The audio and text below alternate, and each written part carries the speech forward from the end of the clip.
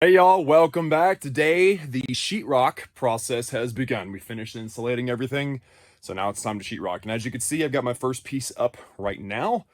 Um, that was the most difficult one that I'll hang, but I've got to do 3 more identically the same. So let me flip the camera and show you what I mean.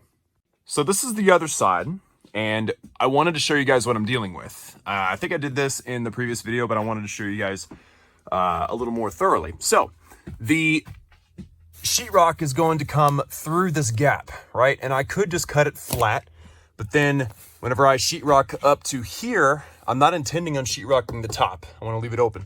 So that means that that gap will remain open and insulation garbage will fly into my lungs every day. No bueno. So what I've decided to do is measuring from the top corner, notching around each of these 2x4s and then this double here, and having the whole thing kind of slide down. And I was able to do that successfully with this piece. Fortunately, it is not a full 4 feet, it's 34 inches, so that does cut off quite a bit of weight, about 25%, give or take. And so that is what we are left with. It notched around quite nicely. That side ended up being a little bit wonky, but you know, we're dealing with wood and you know, hands, it's not going to be perfect, but it's close enough because with a little bit of caulk or joint compound, it's all going to work out great. And then you can see we went all the way up to the top. Also, you can probably tell I added some blocking for the ceiling. I haven't figured out what I want to do with the wall yet. I might just use, again, plywood on that back wall back there, just because that insulation is really thick and the 2x4s are laid like this, so there's not a lot of space in that gap like normally they're laying vertical, so there's a lot of room in the gap. But for some reason they did that just the same as they did the ceiling as far as directionally goes. So you see those are vertical and they continued it. So I'm not sure how that's gonna go, but yeah, that is the first piece of sheetrock that did take me some time to do. But hey, you know what? It was the first cut iteration. I didn't have to make any adjustments. So that was kind of nice. So I'm gonna keep working at it and we will see how far I can get in about an hour or so. All right, it's been about an hour, maybe longer, I don't even know. But I've only done one side because I ran into some problems with that joint right up there. But, you know, when you're working by yourself, that's kind of how it works. So the other side is not done yet, but I have measured this piece that's gonna go right there. And I wanted you guys to see what it looks like before it goes up, because I don't know, I find it fascinating. So there you go, there's the piece. This is the corner right here.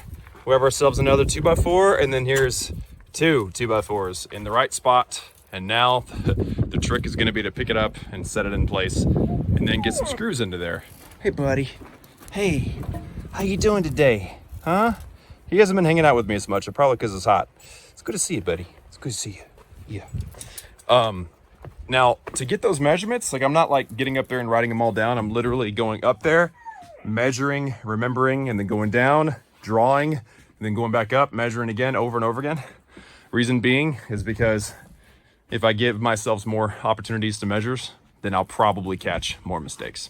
Anyway, so let's get this thing up there. And there we go, guys. The entire bottom layer of the ceiling is done. I'm technically halfway done, except for this was the harder half. Though the next half is going to be wider, so therefore it'll be heavier. There are no notches that I have to cut except for the 2 circles for the light fixtures, so it should be relatively quick. All the cuts are flat, no notching around everything. Everything turned out nice. Let me see if I can show you guys in this camera angle, but I also put these screws because I realized that I have access to the stud on the other side, on this back side. So now all of them are done, and it's good. I'm excited. And it has been, I don't know if I said this already, I don't think I did, 3 hours. Yeah, it's been 3 hours with a lunch. I took a little lunch. All I had was an apple and some water, but that's because I don't eat a lot during the day. If I do, I'll get tired. So I just kind of work fasted until dinner time, and then I eat like a beast. So yeah, I'm gonna start working on the top, and hopefully this goes pretty smoothly. Also, let me point some out to you guys. So that was the first piece that I put up, and you can see there's the seam right there, and then there's a seam right up there. So that's actually a 4-foot piece. And so whenever I told you guys at the very beginning that that one would be the hardest one, but I've got to do it 3 more times. I did do the notching 3 more times, but I only had one other one that was that heavy, and it wasn't that one, it was that one. That one was the full 8 foot right there. And then we have an 8 footer again, but it only had one little notch, so it was easy to sit it on. And this is a little, I don't know if I've pointed this out, I think I probably have. This is a little bit of a ledge, so that made it a lot easier. This one up here, I won't really have a ledge to put it on. I'm gonna have to just put it into place and hope for the best. All right, this is the end of day 1. I didn't finish the ceiling, but I almost did. I did the entire loft on the, which side is that? The south. So I've got basically 16 linear feet to go. And that's going across in that direction. And then that is the ceiling. So I've used 8 pieces today. I ended up having to cut them into halves. Let me see if I can get a good angle so you guys can see that. Yeah, so you can see that this one right here is a 4 footer. And that one there's a 4 footer. It's because it was just too heavy and too awkward. If it was flat, it'd be different. I can just boom, hold it and nail it. But this is because it's at an angle. It just wasn't gonna happen. So I had to, unfortunately, cut them into 4ths. But, you know, it lends itself to a possible design. Maybe I'll do some 1x2 or 1x4 trim pieces down the edges, and it might look nice. We'll see. I don't know. But yeah, this is day 1. 8 sheets down. Probably 14 or so to go. But it'll be easier once I'm not climbing on a ladder. I almost fell off like 3 times. Like, it was, one of them was really scary. My foot fell through this thing here. I'll show you. I was holding one, my foot fell through this, and my elbow crashed onto the top of the loft. So that's why you got to be extremely overly careful when you're working by yourself. But yeah, not bad so far. That hole was almost perfect. I was only off by about 1/2 inch. Not bad for nothing being square, because it's a weird shaped building. Yep, I'll be back tomorrow. Ceiling will get done, and hopefully the walls. Yes, here we go, the next day, and the entire ceiling is done. Oh, it's amazing. It only took me 8 total hours to do this, with a few breaks and stuff. It's amazing, because it was only 8. No, it was 10. It was 10 sheets of sheetrock. But having to cut half of them into halves definitely increased the amount of time it took, because you just have to do precision measuring and cutting the entire time. And it doesn't even have to be that perfect, because I think we've decided to use 1x4 trimming to cover up all the seams for an added bonus of R factor, I guess. And also just I don't have to tape and float the top, which would be really nice. So yeah, all done with that. I'm going to be furring that out and sheetrocking that. I've come up with a plan for that. And then same thing back there. But I think now, since I've still got a little bit of energy in me, I've only been at it for about an hour, maybe an hour today so far. I'm going to start doing the walls. Now, normally what you do is you go top to bottom with your sheetrock. But because this wall is actually shorter than 8 feet, my total reach is 8 feet, right? So that's 8 feet right there. So this is less than 8 feet. So what I'm thinking about doing is just running the bottoms and then running the tops without cutting anything, and then deciding if I want to, you know, trim it or not. That's the plan. We'll see how it goes. I might experiment on one of the walls. Oh, also, I've got 2, 4, 6, 8. I've got 10 sheets left, so I gotta make sure I use those up today, because I won't be able to work on the place for a couple of days, and I don't want to have to store them. I'd rather they be up. So, goals. Day 2 complete. All right, so I've been at it for probably 6 hours today. I got the entire ceiling done. It's looking really nice. And the entire bottom of the walls. And yes, I know you're supposed to do the bottom second. You're supposed to do the top first. But because of the way this thing is built, these walls are not quite 8 feet. So I'm going to have to cut them. Or I'm going to let them run just straight up into the curve there. I haven't decided yet. I don't have to decide today. It's the end of the day. It's 4:45, and I think it's something like 90 degrees outside, which is stupid. So I'm ready to be done. Fun fact, the conduit here, like I mentioned in the video where we did that, is sticking out from the 2x4 about 1/2 inch. And so you can't see it I'm gonna be able to cover it with trim, but I did have to notch it out. Also, and I thought this would be the easy part, but it wasn't, because I had to cut out and notch every single hole for these outlets. So every single one. I don't think I had a single one that didn't have one. I had one over there that had two. And funny story, so that one's not screwed up. I cut that one because I was originally measuring for that one. And you can see the plug's on the right, but the hole right there is on the left. That's why I didn't use it, because it's a mirror image of what it should have been, because I measured from the left.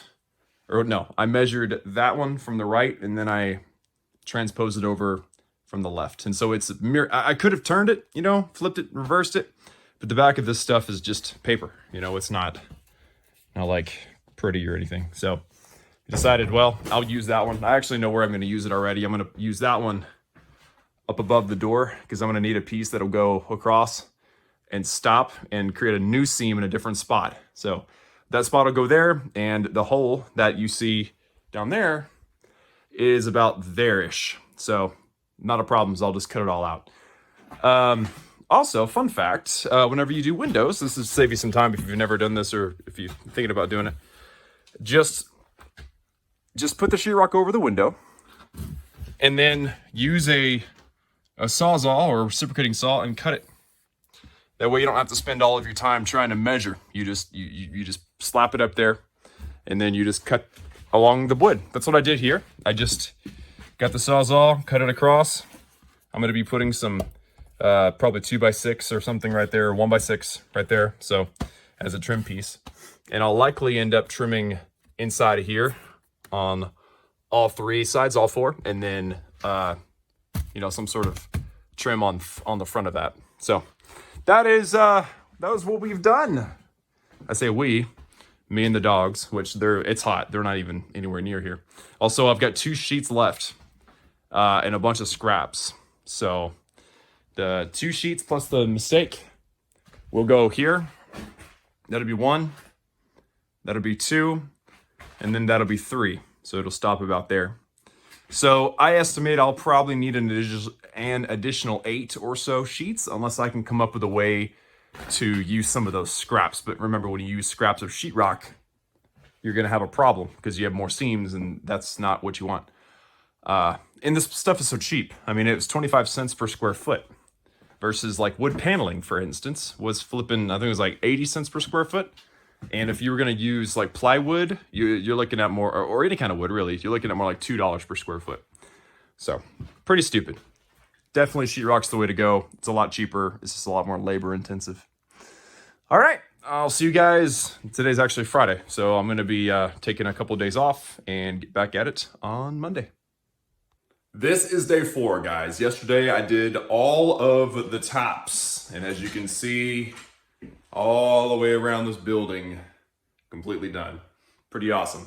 The thing that I've got to finish today are those pieces, and they're quite hard to do compared to just a regular square cut. I did get that one done though, and it's 2 pieces because sheetrock 8 feet and this building's 10, so there's a seam way over there on the side. Hey buddy. As soon as I start talking, he starts talking. Hey. See if I can get you. There it is. Hey buddy. How you doing? Good morning. It's morning. This is actually day 4 of sheetrocking. Today's Tuesday. I didn't film anything yesterday because I just didn't feel like it. But yeah, so this is the last of the sheetrock that I've got to do, and then I'm going to choose what kind of trim I'm going to be doing. Either I'm going to trim parts of it, or I'm going to tape and float. I'm probably going to do a combination of the two. Likely trim long ways down the building, like so, and then also trim sideways, which I think would look really cool because it's going to be, you know, every 4 feet there's going to be a 1x4 going down the building, kind of like up there. It's hard to show you, but like that. And then also 2 2x4s running in the seams here. I think it's going to give the ceiling a cool dimension. And then I will probably tape and float the walls. That's the plan. Ooh, I got one more thing I want to show you. So if I come outside, this is my last piece of sheetrock, and I've got an extra, so I'll likely return that. But I thought you would like to see this. This is the, I guess you can call this the negative for the top of the loft, the roof line. So the cut ended up being almost perfect. My point, which I had to estimate on, was a little to the right, so you know that's fine though. And then I actually used the mistake piece that I cut out for the doorway for that top piece. So kind of double reused a mistake, you know, making lemonade out of lemons or whatever. So so yeah, pretty cool, right? Let me try to get a good view. So that look familiar? Yeah, it sure does. All right, I'm gonna do the next one, the last one, and then I guess go to the hardware store and get some stuff. And there we have it, guys. The last piece of sheetrock has been put in. Feels good. Feels really good. Just to prove it to you guys, roof line, rotate, and there you go. All done. Feels really good. Sheetrock's done. So now I'm gonna, as I told my wife, I'm just gonna sit and stare and decide how I'm gonna do the trim, because it is an interesting shaped building. I also wanted to show this to you guys. The box of screws, like there's like none left. Let me see if I can get it to show you. Actually, if I turn, get you some light. There you go. There's like none left in here. So this is the 5-pound box. They say on here, it gives you like a little chart and tells you how many you'll need, but that's only for decks. And this is not, these are not deck screws. They're oh, yeah, it actually shows. Okay, cool. So it gives you an estimation of how many screws you're gonna need based on the size of the building. So if you're gonna do like a shed like this, then buy the 5-pound or even the bigger box. Don't buy the little 1-pound boxes. They charge more per pound when they do that, and it's just not worth it. You're gonna use them eventually. It's just like mine. I probably should have gotten the bigger box, because I'm about to do, this is a 200 square foot building. I'm about to do an 800 square foot building. So just a heads up, something to think about. But this was a grand total of 27 sheets. And the reason why it was so many is because like each of these are shorter than 4 feet. So I actually just used the whole piece instead of like going vertically. I guess I could have done that vertically, but it just required lots of pieces. You can probably see there's lots of decent sized pieces out there that, you know, I'm not gonna be able to use. And and the reason why you do that with sheetrock is because it's cheap, and because you don't want the seams. You don't want extra seams, because it's just a bunch more work. So, yep, 27 sheets, almost 5 pounds of screws, and what, 27 sheets of sheetrock is like $200. So it's super cheap compared to what it would have been. We wanted to do wood, and it would have been like $600, give or take. It's ridiculous. Oh, heads up, we bought some flooring. I wasn't gonna do any flooring. I was just gonna leave it the way it was, but we decided, you know what, this is gonna be my office, so let's make it nice and put a floor, and then I'll probably put a rug as well. So, yep, that's all for the sheetrocking video, guys. We'll get on to taping and floating and trim, and well, actually what we'll do probably first is tape and float, paint, and then trim, and then floor, and then baseboards, which is also trim. And then that pretty much does it. And clean a few times, because all this dust is everywhere. I'm rambling now. Thanks for watching, guys, and I'll see you all next time.